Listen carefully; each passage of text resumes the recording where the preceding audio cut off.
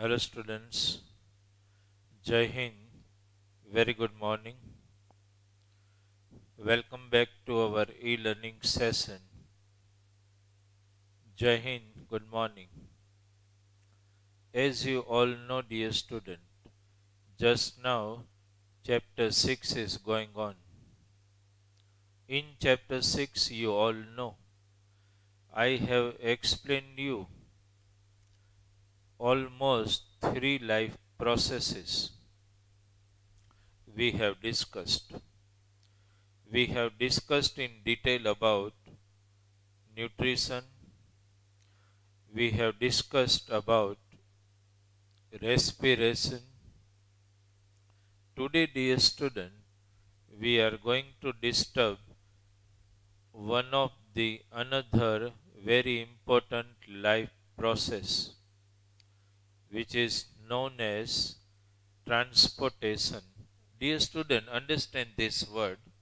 Many times, as far as we human beings are concerned, means we complex living organism are concerned, we are utilizing some different word. Like sometime the word circulation has been utilized. The word transportation is sometimes applied for the transport of any material in plants. In human being, in complex multicellular organism, generally the word which applies, that word is known as circulation.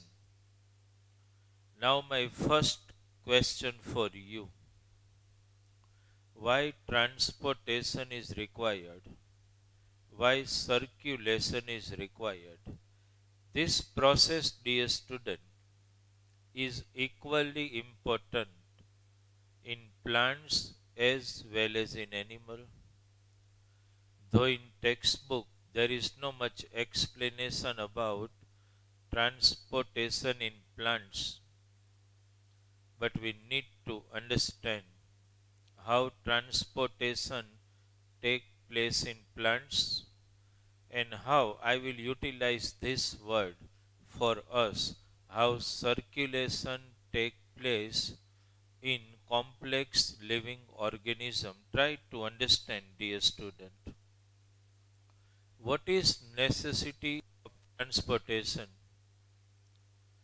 So suppose if we think in terms of plants, in plants also transportation is important. How? So remember, dear student, very well. Plants also need to transport various material. You all know very well one thing. Suppose I mentioned you that in plants, you all know leaf are called kitchen of the plant cell, are called the kitchen. So actually food is prepared in form of starch in leaf. That food which is prepared in leaf has to be transported to all parts of the plant. The plant require a special mechanism for the transport of this starch. You have studied in 9th standard, in plant, throughout the structure of the plant, there is presence of one conducting tissue. You must be remembering that conducting tissues are known as xylem. You must be knowing. Xylem does the function of transport of food material, transport of water, phloem, I must speak the name. Phloem, one of the conducting tissue present in plant, help in the process of transport of that food, starch, prepared in the leaves of the plant. No doubt, when starch is prepared during the process of photosynthesis, it is always in solid form. Then it is converted into diluted form and then it is transported to each and every parts of the plant via that conducting tissue which you know the name phloem. Okay, dear student. So transport of food is necessary in plants, and for that it has got a special conducting tissue which you call phloem. Similarly, dear student, in plants also water needs to be transported to each and every parts of the plant, mineral to be transported to each and every organ of the plant, hormones has to be transported to each and every organ of the plant. So, dear student, try to understand a very important fact. Everything, either food material or I must say hormones, plant hormone also, you must have heard some name in ninth standard, auxin, gibberellin, cytokinin. They are some of the plant hormone which are not generated in all parts of the plant. They are generated in specific region of the plant, needs to be transported to each and every organ of the plant. So for that, for the transport of water and minerals, plant has got a special mechanism. Plant has got a special tissue which I have spoken the name xylem tissue. Xylem tissue is present in the stem of the plant, major in almost all parts of the plant for transport of water and mineral. Just try to understand, dear student, a very simple process. How transportation take place in plant. The transportation take place in plant why, means water and minerals along with the nutrient, mineral nutrient get transported via conducting tissue xylem. How the transportation take place in plants of water and minerals. Suppose just we try to understand from simple diagram, dear student. Understand? This is what I am going to discuss just now. Suppose in plants, which are those forces which are actually working for the transport of water and minerals from root, because you all know plant absorb water and mineral only from roots, from the earth surface via root hairs. Okay. Now actually, dear student, what is the process taking place in plant? I am just trying to make you understand. Suppose if I draw one plant here, just try to understand it. Okay. Suppose I am just drawing the plant. This is just for your understanding. Okay, dear student. Suppose I am drawing a plant and here I am showing roots. Okay. Now actually, dear student, I want to explain you this. On root, as you know, root hairs are here. These are root hairs present on the root. Is it clear in your mind? Okay. Now here, as I told you, suppose I draw one tube-like structure here. Actually, this tube-like structure which I saw is nothing but it is xylem. This tissue can be called xylem. Okay, this is xylem, dear student. Okay, and what is the function of xylem? You know very well. Now, what happens here, as you all know, roots of the plant, understand, penetrates through the layers of the earth. Now, what is present near these roots in the earth's surface? So actually minerals in dissolved form present in the groundwater. Understand? Suppose, dear student, here is groundwater. Try to understand this. Suppose groundwater we saw here. Now this groundwater contains mineral dissolved in water, which via root hair enter into the roots. Now, as it enters into the root, dear student, if we just try to understand it this way, just try to understand. Suppose what happens here. I am showing some root hairs. Okay, see, I am showing some cells, dear student. What happens actually? Try to understand.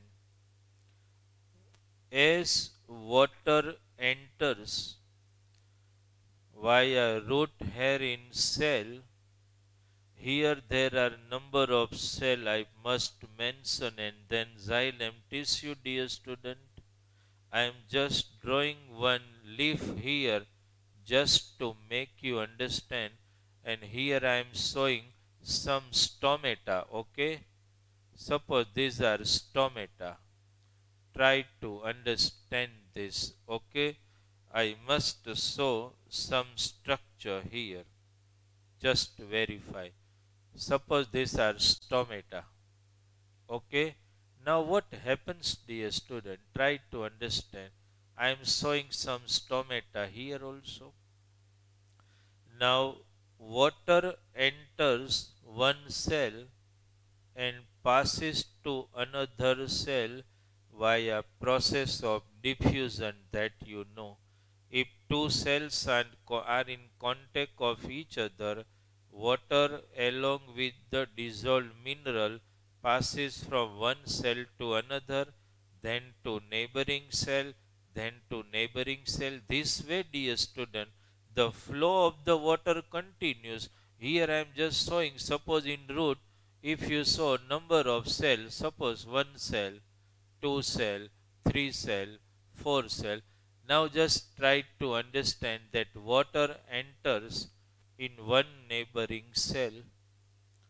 Constant flow of the water continues, so it is going to create pressure on water present in this cell. Then due to this root pressure, water diffuses to next cell. Then due to root pressure, water diffuses to next cell. This way, dear student, the flow of the water continues in root. Then the water rise up in this xylem tissue. Now, dear student, one force is clear in your mind, that this is the root pressure which is pushing water upward. This water travel in this tubular structure called xylem. So root pressure is trying to get the water carry up to the stem. Understand, via xylem it reach to this height. But dear student, we also require one another type of pulling force. If the height of the plant is so much, then simple root pressure is not sufficient.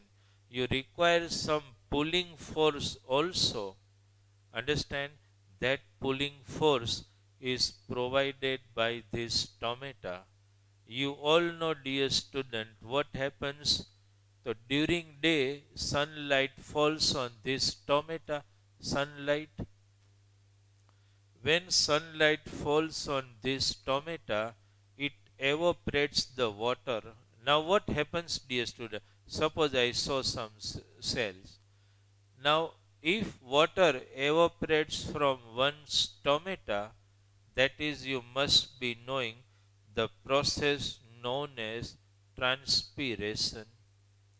Now when water during the daytime evaporates from one stomata, it will try to pull water from the neighboring cell. Understand? So when it tried to pull water from neighboring cell, water in this ascent top shape is getting pulled. So now, dear student, there are two forces present. One is the force created by the root pressure, which is trying to, understand, force the water to move up.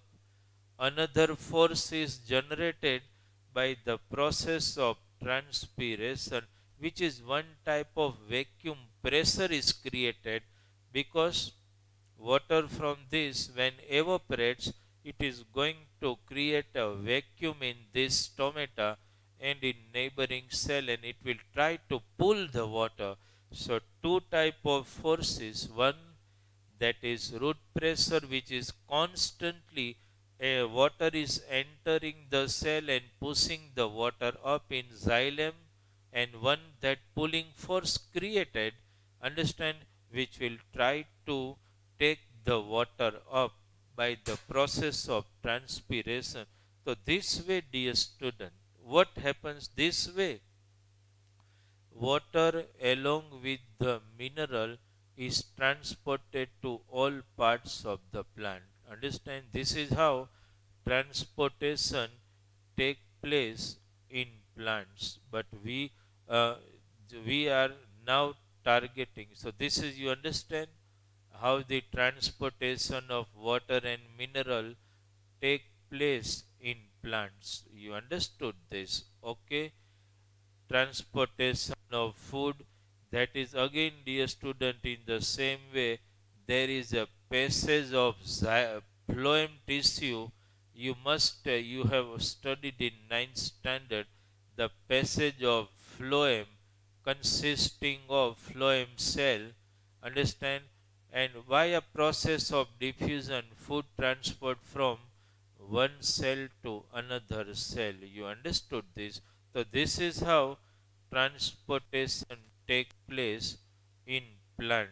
Okay, dear student, now we are targeting to understand the process of how transportation take place, means how circulation take place in complex living organism. That means we are not just talking of human being only. We are talking of all complex living organism, where circulation is a very important process. What, dear student, we need to transport, circulate in our body? So in our body, we need to transport food. You have studied that digested food, all absorbable necessary essential nutrient, is absorbed by the walls of the small intestine, which is to be transported to each and every part of the plant. So in our body, when I am speaking our body, I am talking of all complex living organism. Understand? Human heart we are targeting just now. So in our body, we require circulation of food, we require circulation of oxygen, dear student, because oxygen also, which is you have studied in respiratory system, that oxygen is absorbed, understand, in blood, and via RBC, that oxygen get transported to all parts of our body. You understood? So transport of oxygen is also necessary. Similarly, dear student, a very important transportation of waste material. That means transportation of excretory product like urine. Urine also needs to be transported, understand, up to the excretory organ, because, dear student, urinary waste is produced, understand, in every parts of our body. It is one of the, you can call, a metabolic waste, which needs to be thrown out of our body. So urine has to reach our excretory organ, kidney. then and then it is thrown out of our body. So for that also we required a very specific liquid medium for circulation, means for transport of all this material. And we have a greatest gift of nature, dear student, that is blood. Blood is that liquid connective tissue, dear student. You understood animal tissue in ninth standard. Blood is one of the very important liquid connective tissue in our body, which help in the transport of all this. Blood help in the transport of food material. It help in the transport of respiratory gases. It help in the transport of nitrogenous waste, that is, I must say, urinary waste. Blood help in transport of all this material. Okay, most of you all know, dear student, the structure of blood. Blood is made up of liquid. Understand matrix, that is blood plasma. In blood plasma there floats RBC, WBC and blood platelets. Now, dear student, RBC, WBC and platelets has got totally different role. RBC, red blood cells, which is full of hemoglobin, help in the transport of oxygen. You must be knowing this very well. Oxygen in blood is only transported by RBC. WBC must be present in sufficient amount in our blood. It provides immunization power to our body. They are actually the protector of your body. Blood platelets, dear student, play a very important role in the process of blood coagulation. You have heard this word? What is blood coagulation actually? When you get any injury during accident or somehow, and when, dear student, blood start flowing out of your body, actually these platelet are responsible for coagulating the blood there.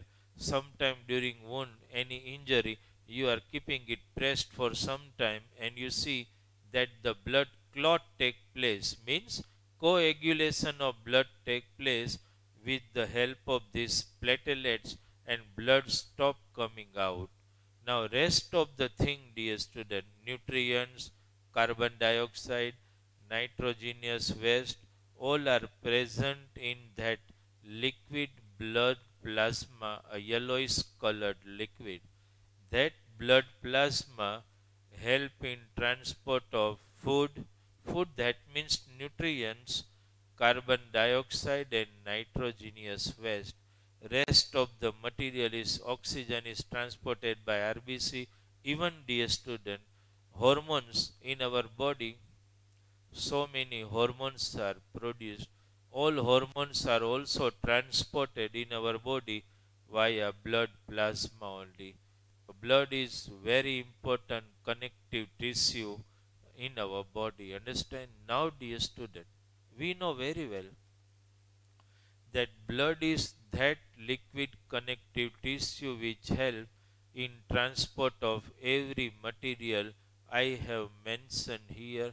But which organ actually help in the process of circulating blood throughout our body? So that organ which is pumping and helping blood to flow throughout our body, that is one of the most important organ of our body. Without that we can't survive. That is our human heart. Just in the size of your fist, located, understand, located to the left side of our body near lungs and protected in rib cage.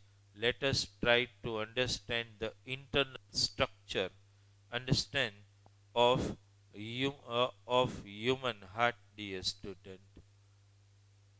Let us see.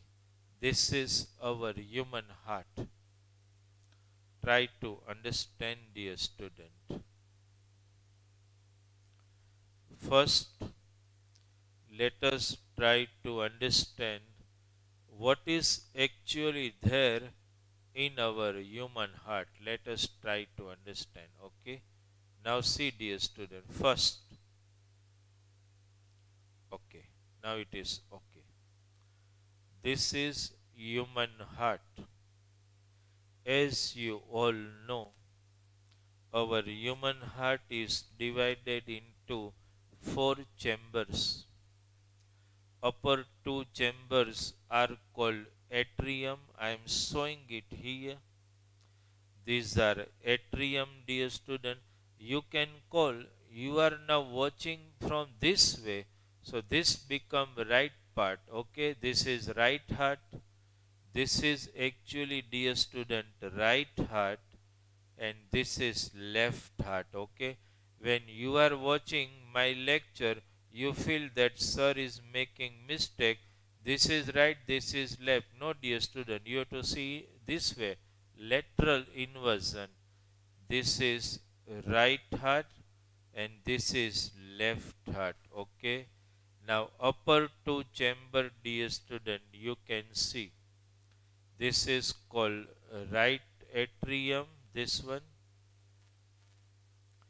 This is called right ventricle.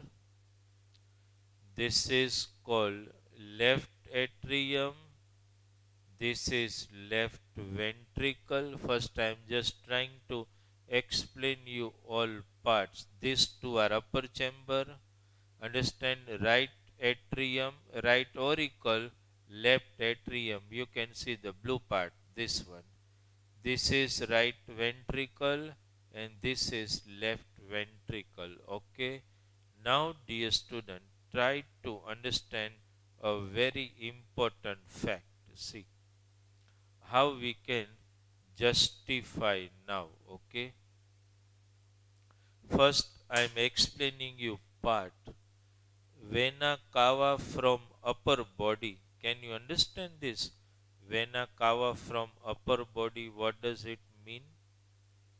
Here it is written vena cava from lower body. You know, dear student, in all cells of our body, metabolic reaction are taking place, and on account of this metabolic process, lots of metabolic waste is produced, which is thrown in veins. You all know one thing very well.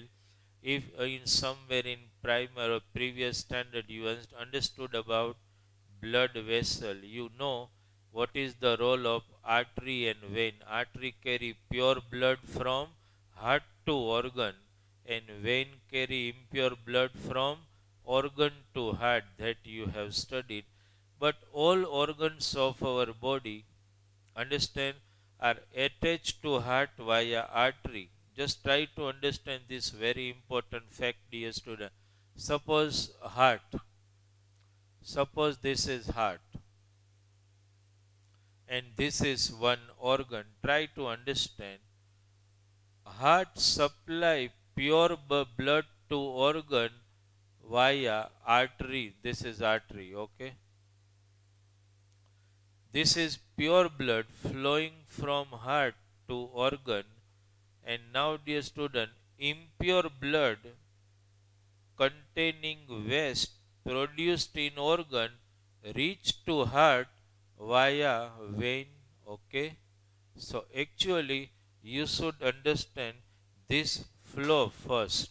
What I said, heart to organ, artery supply the pure blood, organ to heart, vein supplying impure blood. Now what happens? All organs, in all organs of our body, impure blood is produced. That means the blood containing metabolic waste. This impure blood from all organs of our body get collected in two veins, One is vena cava. This is called superior vena cava, and this is called inferior vena cava. This here, this is superior vena cava, and this is inferior vena cava. What this both vena cava does? Both the vena cava, they does function of collecting impure blood, understand, throughout your body. This impure blood from superior vena cava and inferior vena cava enters here into right atrium. Try to understand this process. In right heart only impure blood flows. So what I said, you understood? Impure blood collected from all organs of the body, from all veins, into the main vein, which is called vena cava, superior and inferior vena cava. They pour impure blood in right auricle or right atrium. Now this impure blood, try to understand the flow of blood, dear student. This impure blood via bicuspid valve, this is bicuspid valve, dear student, which opens by force. When this right auricle contract, it pushes impure blood into right ventricle. Please try to understand the flow. Impure blood from superior inferior vena cava in right auricle, then it by force, by pressure, it goes to right ventricle. Is it clear? Now what happens, dear student? When right ventricle contracts, this blood is pushed, but it is processed by this valve that this blood will not travel back to right atrium, but it travel, see I am showing by arrow here, it goes to, can you understand it? It goes to pulmonary vein. Just try to understand. It goes to pulmonary vein. See, it goes to pulmonary artery. Sorry. Through pulmonary artery, where it goes to our lungs. Try to understand. Impure blood from right atrium goes to right ventricle. From right ventricle, it is pushed to pulmonary artery. Pulmonary artery to lungs. What happens in lungs? I have already explained to you that in lung, what happens in alveoli? The exchange of gases take place. From impure blood, carbon dioxide diffuses to air, and from air, oxygen diffuses to blood. That process happens in our lung. So what happens in lungs, dear student? The impure blood via pulmonary artery goes to the lungs. Here in lung, the blood gets purified, understand, by the exchange of gas. That purified blood, dear student, via pulmonary vein enters into left atrium. Please understand the flow. From left atrium it goes to left ventricle. From left ventricle it goes to aorta, and from aorta it is transported to all parts of our body. Means it is the main artery coming out of heart. Then aorta divides into so many branches, understand, which are called arteries, and each artery carry pure blood to organ. From organ, vein carry impure blood to vena cava. You understood the flow, dear student? This way the blood circulation take place with the help of heart. I am just reviving the process again. Try to understand. Impure blood collects in vena cava, which pour impure blood into right atrium. From right atrium it goes to right ventricle. Then from right ventricle it goes to pulmonary artery to lung, Where it get purified, it returns back via pulmonary artery to left atrium, then right atrium, then from aorta it is transported to all parts of our body.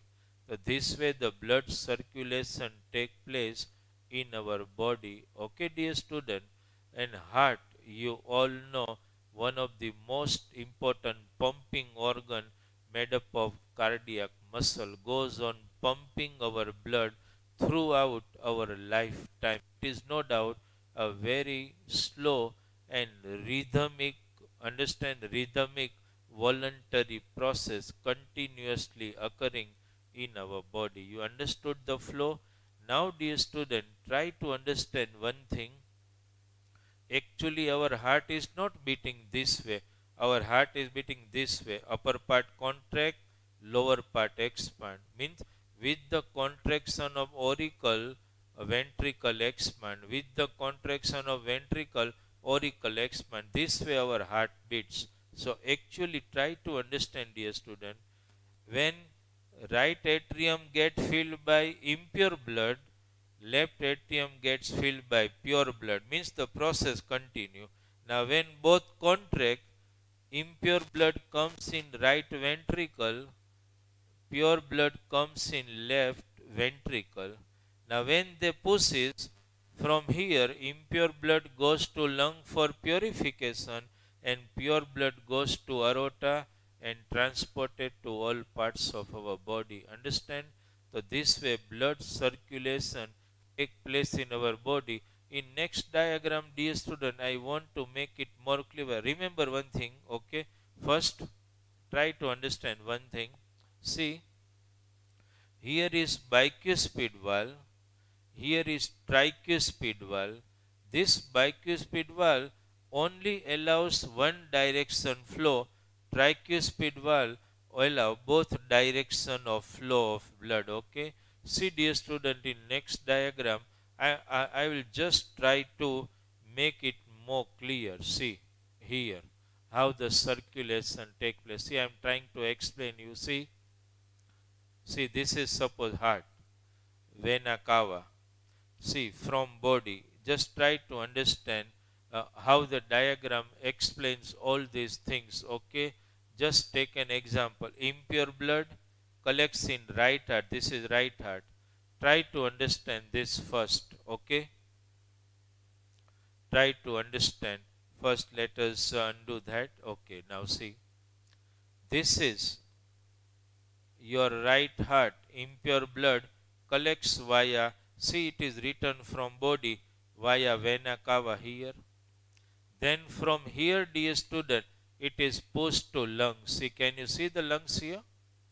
In lung capillary, the exchange of gas take place, you all know very well. And then the blood returns back via pulmonary, pulmonary vein into the heart again. And then again from here, it goes to the aorta. This is the whole process, dear student. See here, from here it goes to aorta. This aorta to body, it is written here again organ. From organ, impure blood collects, come to lungs, comes to heart, then goes to lungs, get purified, comes back to heart via aorta, goes to each and every organ of our body, and again the same process continues. So this is how, dear student, the blood flow continues in our body. Try to understand this, very important. Should I explain again? From body, vena cava, understand, that brings the impure blood here. From body, just try to understand it. I am just trying to explain that. Okay, see what is happening. Just try to understand first.